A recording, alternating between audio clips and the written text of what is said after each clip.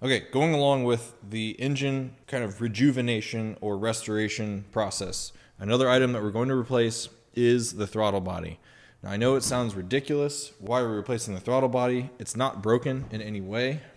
However, given that the name of the game with this project, and I've said this a million times, is aging rubbers and plastics, and the throttle body, which is a drive-by-wire throttle body, it has plastics on the inside of it that are essential to its operation. And I have seen this happen many times where they actually just age out and break. And I'll show you what I mean. So when you look at the throttle body here, you see this is the throttle plate. This on top is an actual motor, and it spins a gear which turns another gear which turns the throttle plate.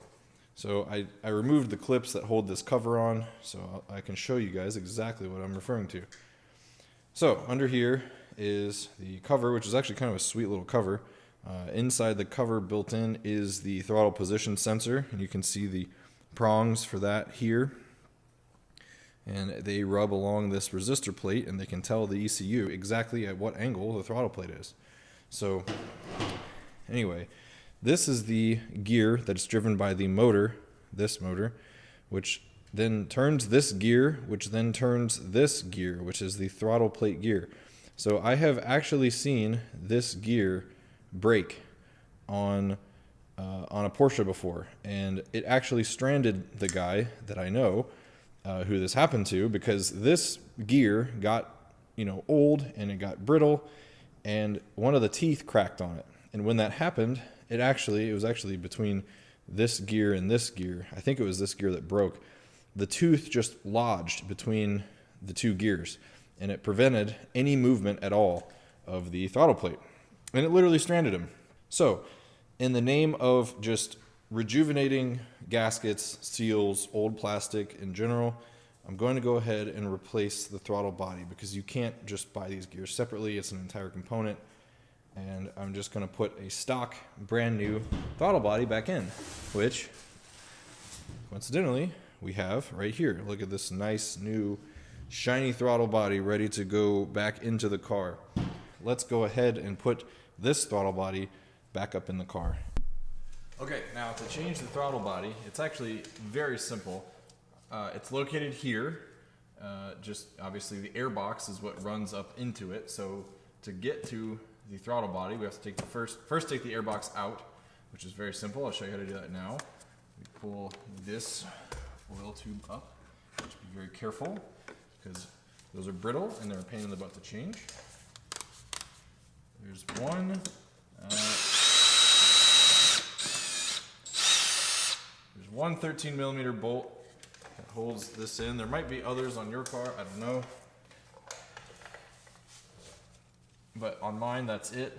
We have to unplug the AFM, or airflow meter. That's it. There's that plug right there. We'll just set it aside. Oops. Set it aside.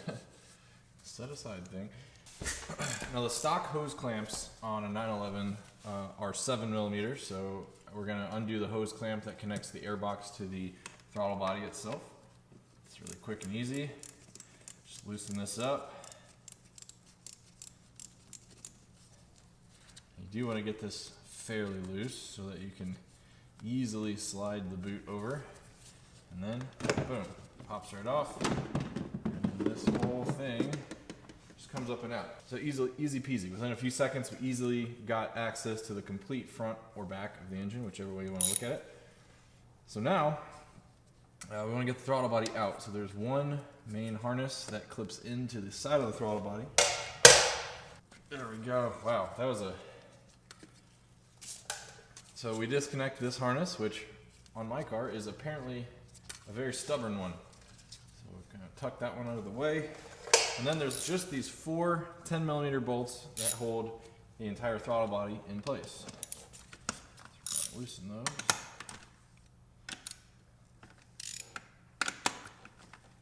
One thing to note, there is this thing at the bottom.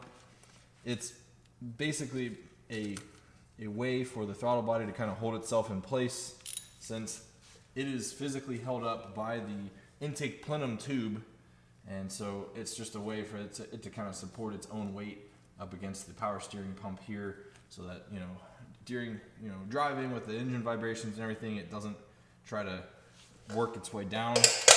Being very careful to not drop one of these. And these are all equal length bolts, so you don't have to really worry about the placement of them, which is nice. There, and just like that, we have the entire throttle body away from the car. Now I did, when we had the engine out, I did replace this seal, this gasket around the plenum for, I noticed basically it was almost certainly the original one, and it was very flattened out. So we went ahead and replaced it just for good measure, and just to have as good of a sealing surface as possible, obviously with the throttle body, being that it is quite a critical seal that you want. Okay, so installation is just reverse of the removal.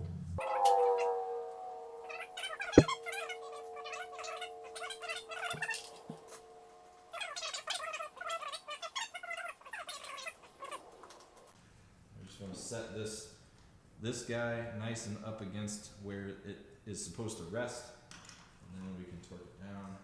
So, I'm not exactly sure what the torque spec is on this. This isn't one that needs to be super perfect and exact, but it is a 10mm bolt, which commonly gets torqued to about 12 Newton meters. And that's what I'm going to put these to. Good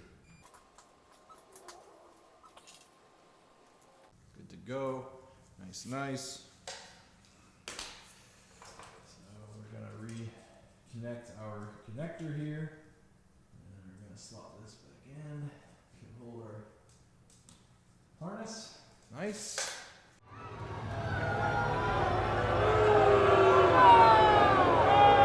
Okay, well that's going to be it for today. I just want to say before we end this video that I so greatly appreciate all you guys for watching these videos. This channel obviously wouldn't exist if you guys didn't watch these kooky little videos that I make. So thank you again so much for tuning in to Funhead TV as always, and I will talk to you guys in the next video.